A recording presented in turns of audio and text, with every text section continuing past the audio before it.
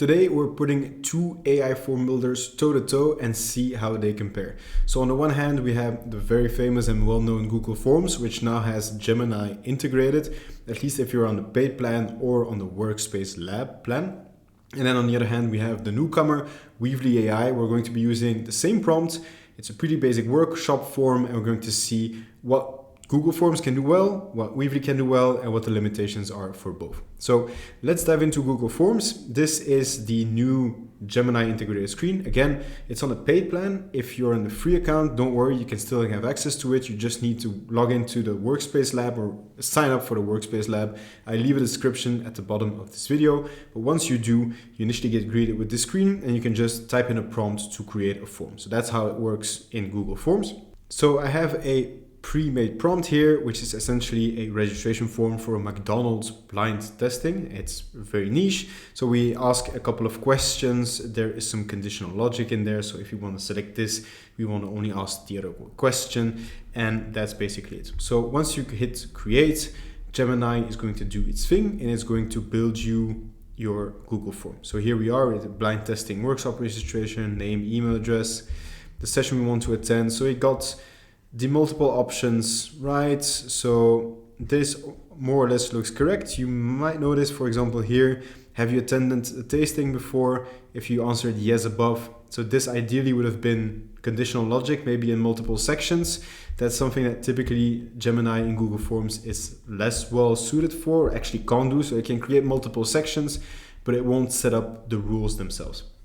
So once you have your form ready in Google Forms, another thing that Gemini can do is it can suggest you additional questions. So if you have a survey, for example, and you don't know what to ask, you can just ask Gemini for some suggestions and then it will give you some. You can insert them or you can just ask to retry, but that's essentially it. So you can't tweak it. There's no chat box where you can further tweak the document. That's what you can do when it comes to building the form. So when you have your responses, you can then ask Gemini to analyze, especially the open-ended questions. So let's see how that works. Okay, so once you have a couple of responses, so in our case, we have 3 dummy responses. When you scroll down to open-ended questions, you have this summarize responses button, right? And so when you press this, Gemini is going to analyze your responses and it's going to give you, well, a summary of the responses. So in this case, for example, the fact that there's a burger preference amongst the responses, right? So this is essentially what you would get if you would take a copy of all of your data, put it into Gemini, and then ask it to summarize. And of course, as always, you can just ask it to retry. It's the same case with creation of the form. And then when you're happy, you can copy it if in case you want to use it somewhere else. So that's pretty handy. Of course, these are only 3 responses, but when you get 150, it's nice to be able to get a summary built into the tool and then just reuse that for your data analysis. So this is Google Forms with Gemini integrated. So you get a working Google form pretty fast, but it's still Google Forms, so there's some basics like conditional logic, which are still a bit annoying that you can't do. It doesn't do any design thing. Or of course, if you want to tweak your form using Gemini, that's also not possible except adding a couple of questions using the suggestions. So for our next tool, we're looking at something new called Weavly.ai, which is also for free, has unlimited responses. So from a pricing perspective, it's very related to how Google Forms works, but it's slightly more advanced in some functionalities. So let's go ahead and use our same prompt. So we're still doing our McDonald's blind tasting workshop registration. And this sort of already looks more like what you would expect from an AI tool. So on the left here, we have our chat interface. So we'll be able to tweak our form just by chatting with the AI.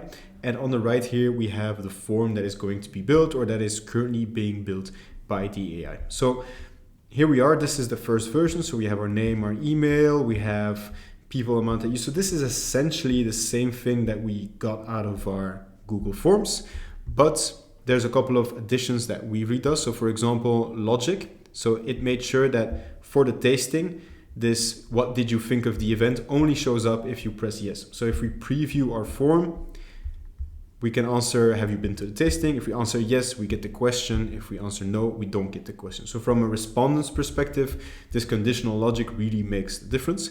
And of course, the nice thing is that you can also brand your form using the chat. So compared to Google Forms might look a bit better, but more specifically, we can ask it to brand. So brand this according to McDonald's.com.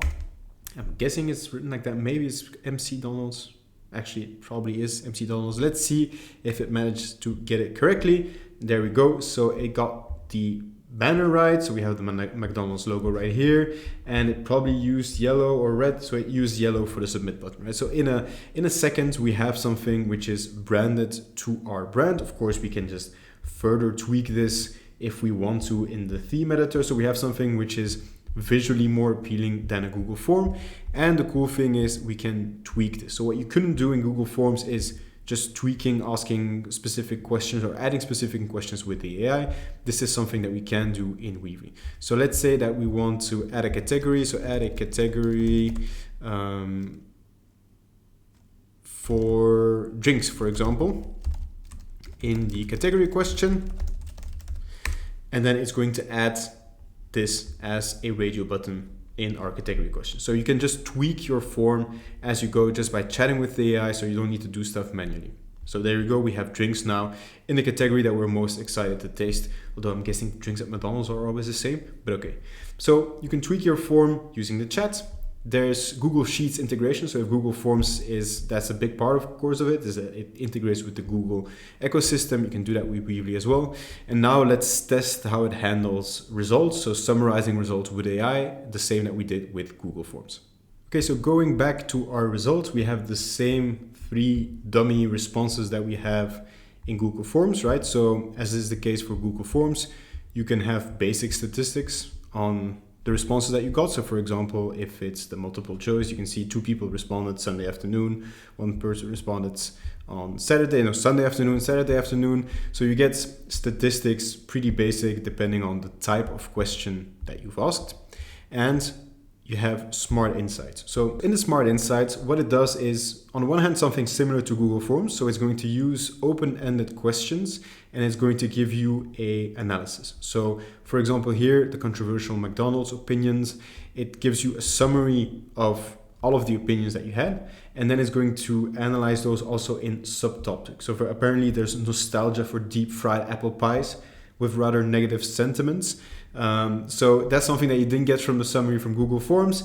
It might or might not be useful. Of course, this is always AI, and mind you, this is based on 3 answers, so it's not really statistically relevant, but you get a summary on the one hand, and you get subtopics or interesting patterns that the AI detected in your open-ended questions. So one thing that the Smart Insights in Weavly does, which you don't get from Google Forms yet, is it tries to find correlations between closed-ended questions, right? So it's not only just a summary, it also tries to uncover insights. So for example, it found that if it correlates the category that people are excited to taste and the dietary restriction, there's a link. Of course, again, it's 3 responses, right? But so 2 people are with no dietary restrictions and they're both looking forward for the breakfast item, while the one with a dietary restriction, vegan and halal, is interested in the chicken tasting, right? So it tries to find patterns and correlations in your data where this might escape you. So you get your traditional overview of what people answered, you get your summary of open-ended question, which is always nice. These might be useful, these might not be useful, but typically doing this kind of correlation works takes quite some time, and just being able to uncover them straight away is definitely handy. So to put both together, Google Forms is very well known, of course. It integrates completely with the Google ecosystem, so that's a big plus. But if you want more customizability, if you want more power in your forms, or just more AI functionality in general, then Weavly is definitely the way to go. If you like these kind of tutorials, don't forget to like and subscribe to the channel, or just comment what you want to see below.